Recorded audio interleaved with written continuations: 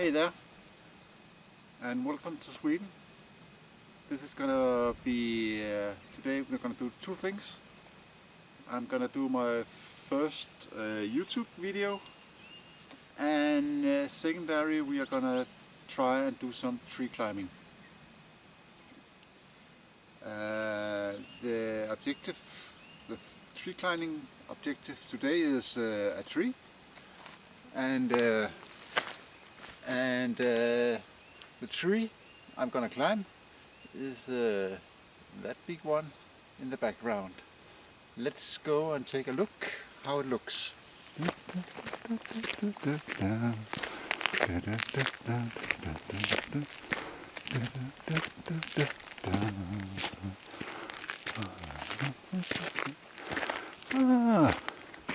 And that is the tree. I think I will go on the other side where the sun is not that much annoying.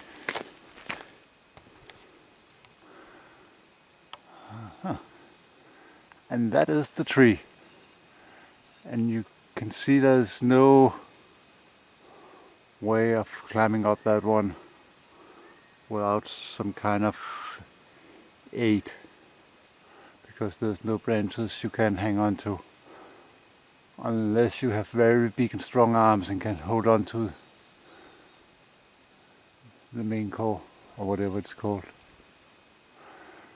That means I have to bring out my bow and arrow and try and get some kind of line up there so I can pull myself up. And thankfully I have a bow and arrow with me today. The bow I have is a compound bow of some kind.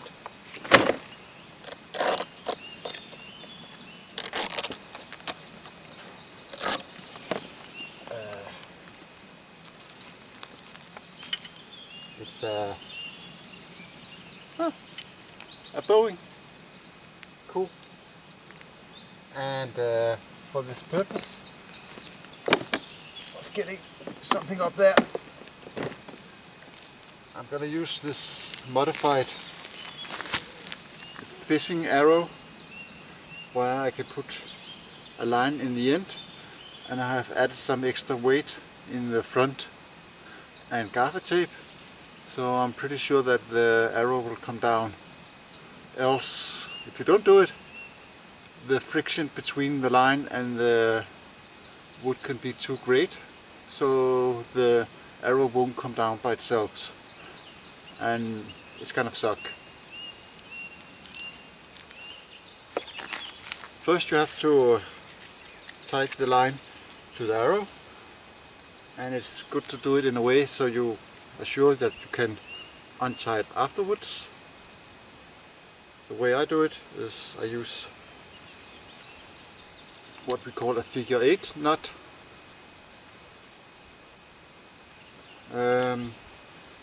It is mostly used for climbing, and usually it's very easy to untie-ish. I'm not going to show you how you tie it because it's going to be some kind of close-up and the camera kind of suck, so bad luck.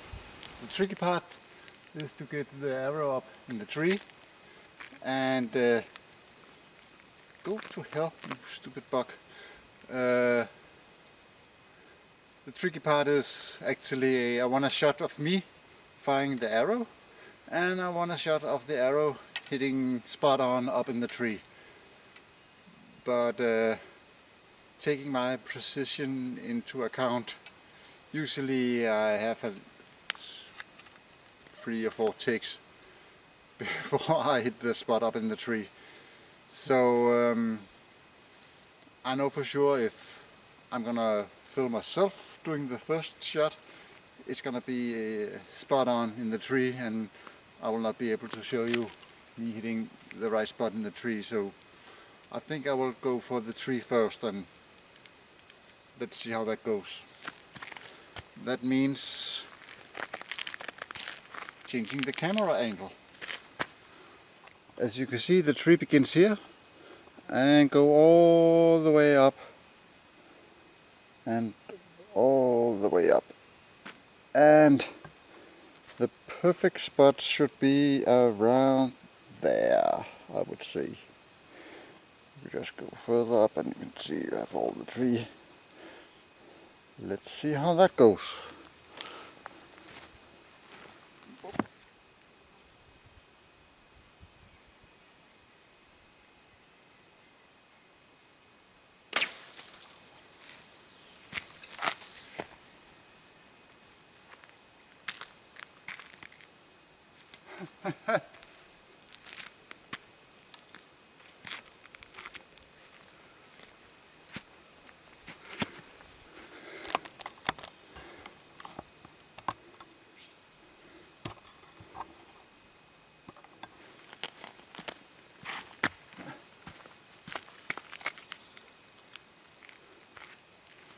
As I kind of predicted, I hit the spot on the first attempt, so there's gonna be no shot of me firing the arrow, because that's life, bad luck.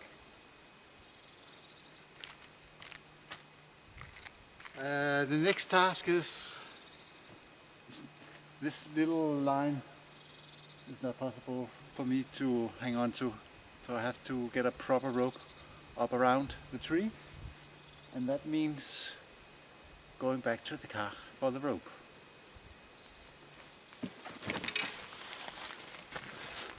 Are we recording? Oh. I decided for gearing up, and that means looking in the trunk of my Subaru Crosstrack again and bring out the gear bag.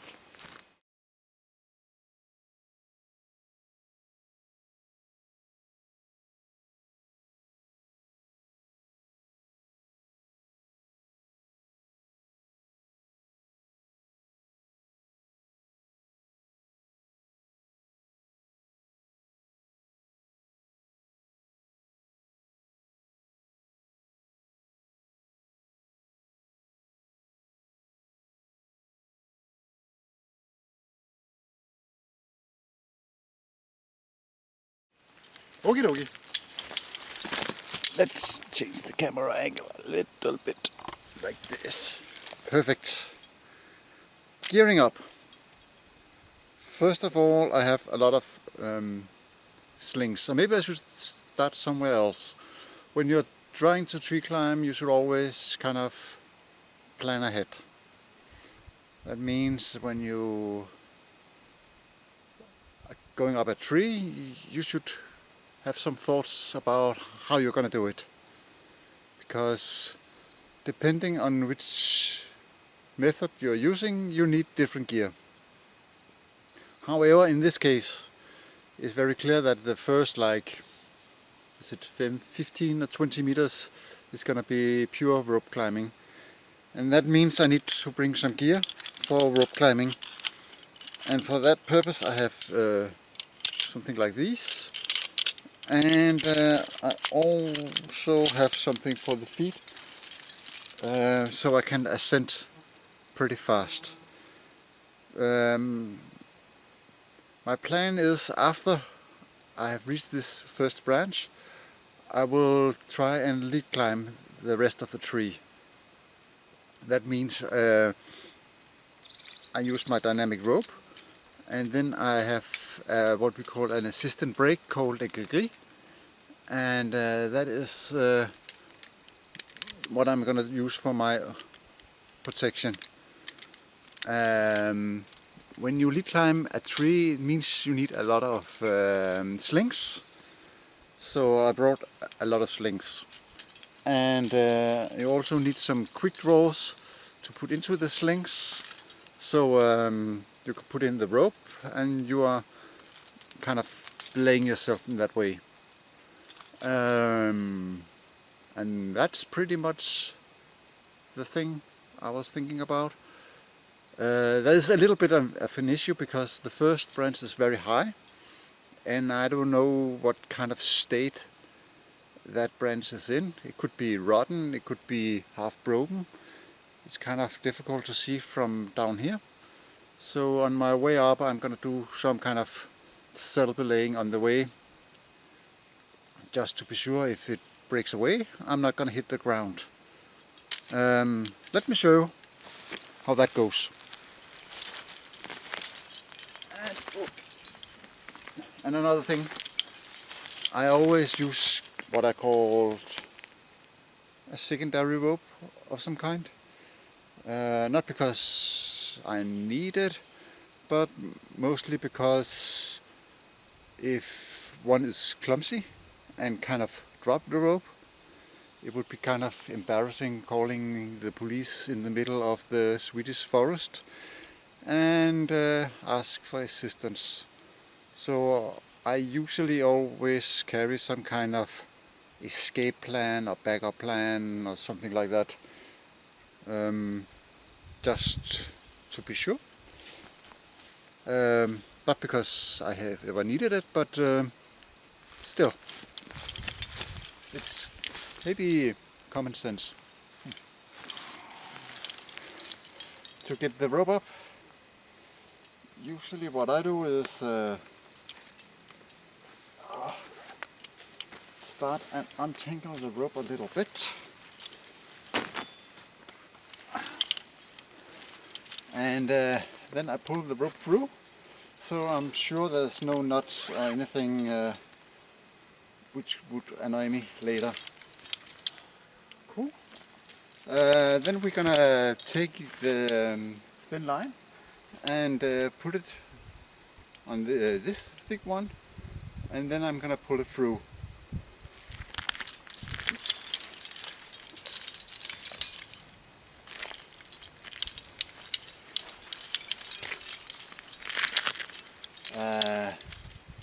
And then there's this little issue. If this one gets undone from this one halfway or something like that, it's going to be very bad, because then I need to bring out my bow and start all over again. So what I usually do is make one knot like this, don't know the English word for it, and tighten it very much as I can, and then I'm gonna do another one. So I have a primary knot and a secondary knot, and like this, and I'm gonna do like this. So it's gonna be like something like this. Let's see how that goes.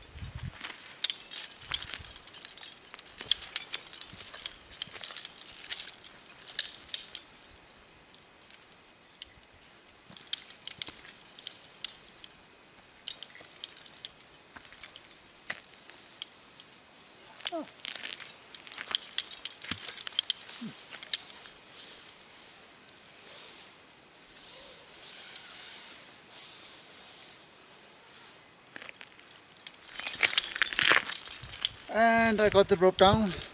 As you can see, both the primary knot and the secondary knot is still there, even though the secondary one is kind of loose. Anyway, let's don't get bogged down on that and look at the result instead. And the result is, let's see if I can. Whoopsie. And there's the button.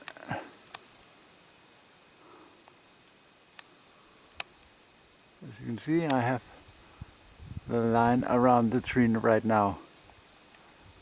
And that means I just have to climb the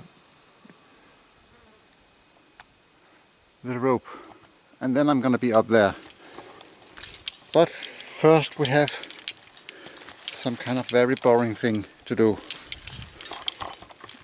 Whoop.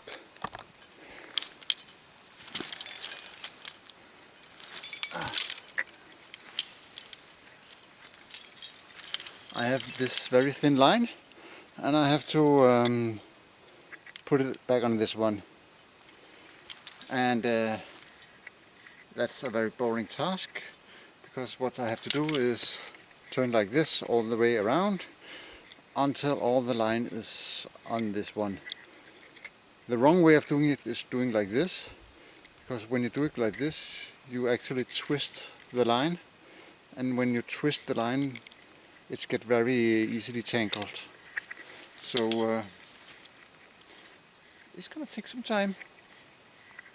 Okie dokie. I had to change the plans a little bit for the tree climb. Apparently the rope going up to the tree is tangled around the tree a little bit on the back side, and it's not possible to untangle the rope from down here. So what I have done is tied one end of the rope down here, and it goes up there and comes down again, and I'm gonna climb that line up, and it's gonna be not perfect, but okay. So hard work.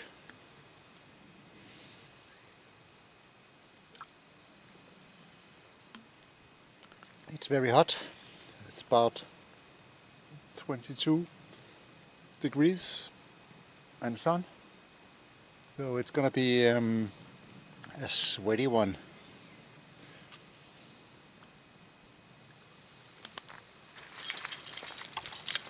Welcome back. Stupid fly. The tree climbing went okay, except for one thing, is that the battery on the camera ran out.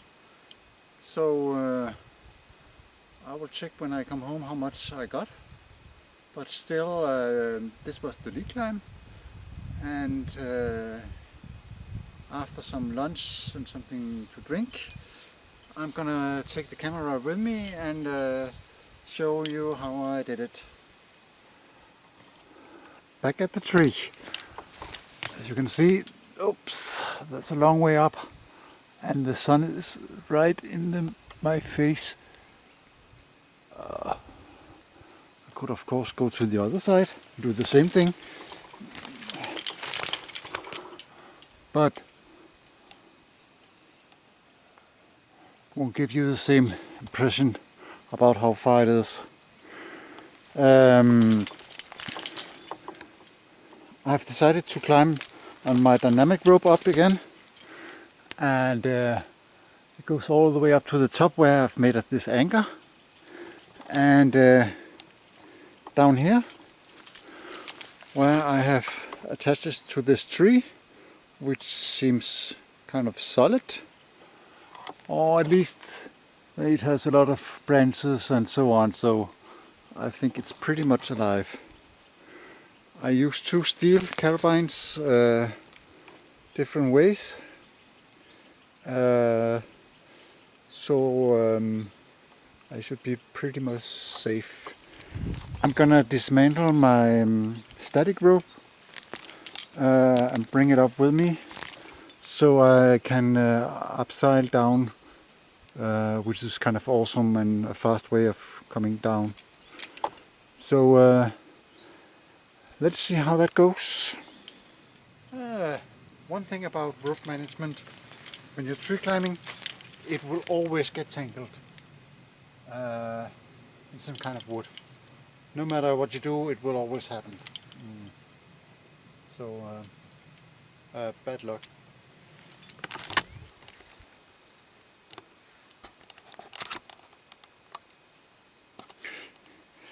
Okie dokie. So time for ascending the tree, and first you can see I use this ascender where I put this carabine in so the rope won't jump out of it, and this carabine here is connected to a sling going down to my working harness, and I've chosen this carabine with a thingy on, so we won't be able to, you know, like twist and so on. And oops, and let's see down here. for extra protection I have this Prosik thing, and also connected to my working harness. Oh, this is hard. Just a normal carbine, and as you can see here, it can twist on the way, but well, I don't mind. And on my shoe I got another ascender that is for using on a boot. So I should be good to go. So I think halfway I will make a status and see how that goes. And welcome to the part of the tree, upper part. We're not all the way up yet, but we're getting close. You can see the first thing is right there. So let's go and enjoy the view.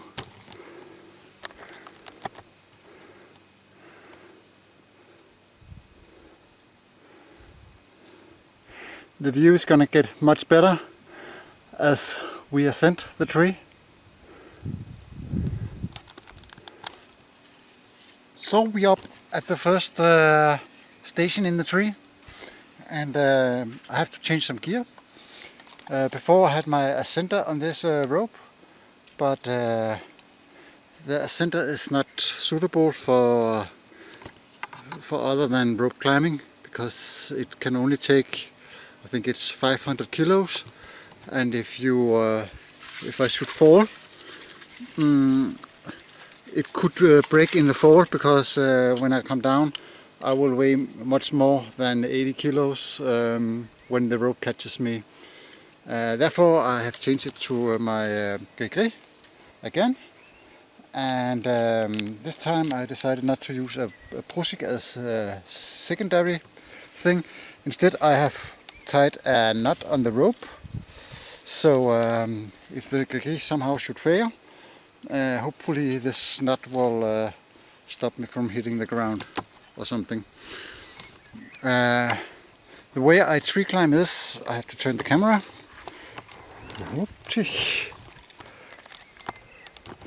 And as you can see, I put these slings around the tree, and then I put some quick draws in, and in this case I put two opposite quick draws in for extra protection, and off you go. And you can see the next one up there, and if I put the camera out here, you can see the next. No, you cannot see the next one. As you can see, a lot more clouds now, so I better get up in the top and away from this annoying little tree thing in my face. Here you can see the next belaying station. Again, just a sling around the tree, and then a quick draw. And this time I have decided to turn on the camera.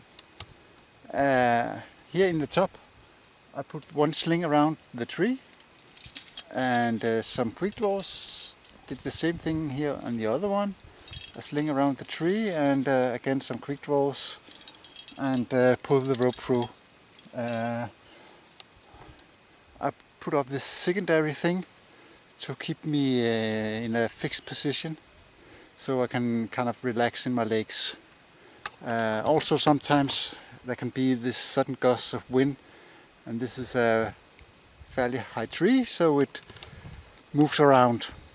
So you can actually be kind of seasick sometimes. And the view, if you turn around the camera,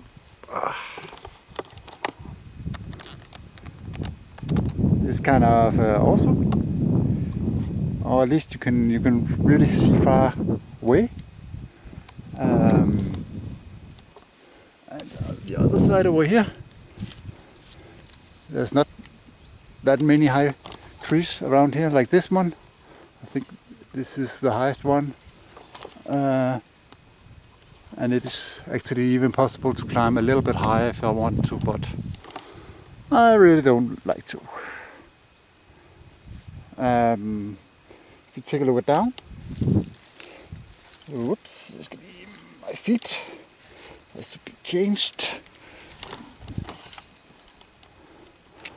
Down there, that is where I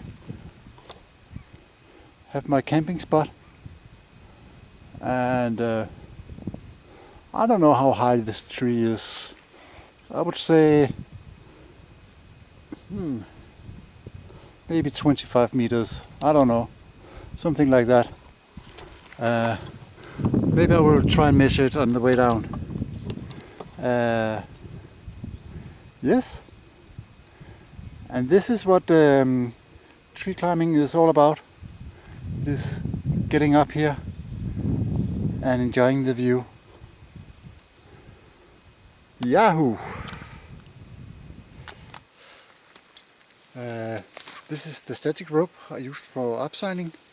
I know it is around 60 meters, so I was thinking if I do like this, and 2, 3, 4, 5, I think I have 10 meters out here, and that means there is 50 meters on the tree, and 15 divided by 2 is 25 meters. So the anchor point is around 25 meters up in the air. That's okay. That's a long way down.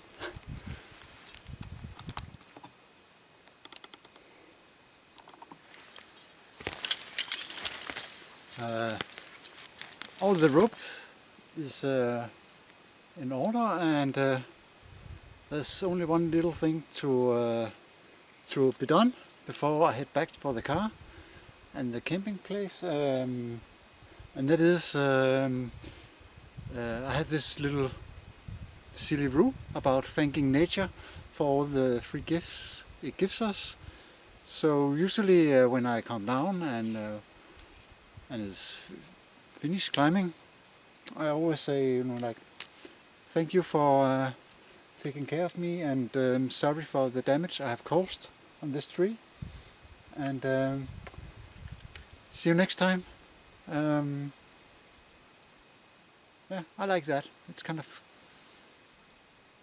have to respect nature, I guess. Yeah, that was very deep.